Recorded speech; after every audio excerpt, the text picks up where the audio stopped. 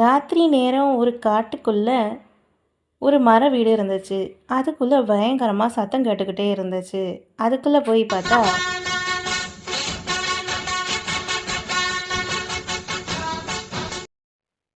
ஒரு பேயி அங்க டான்ஸ் ஆடிக்கிட்டு இருந்துச்சு.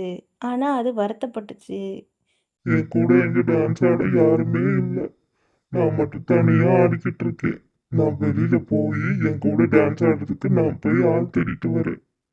எப்பதான் நான் சந்தோஷமா டான்ஸ் ஆட முடியும்? தான் கூட டான்ஸ் ஆட யாரும் இல்லைன்னு வருத்தப்பட்ட பேயி காட்டுக்குள்ள போலான்னு போச்சு.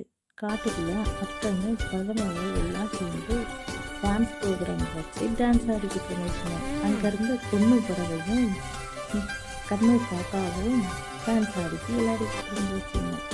என்ன சந்தோஷமா இருந்துச்சு. அந்த இடத்துக்கு வந்த பேயி குன்னு பறவை கிட்ட முன்னாடி போய் டான்ஸ் ஆடி காட்டுச்சு. ஆனா குன்னு பறவை சொல்லுச்சு, ஏய், இங்க இருந்து போ. உன்னை பார்த்தாலே பயமா இருக்கு. இங்க வந்து டான்ஸ் ஆடிக்கிட்டு இருக்க.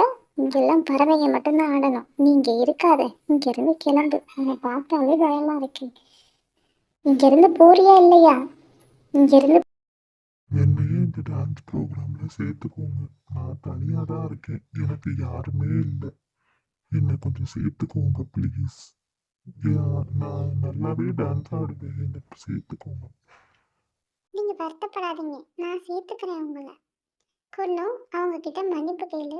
ஏன் இப்படி பேசுற? ஒருத்தவங்க உருவம் இப்படி இருக்கிறதுக்காக அவங்க கெட்டவங்க நினைக்க கூடாது.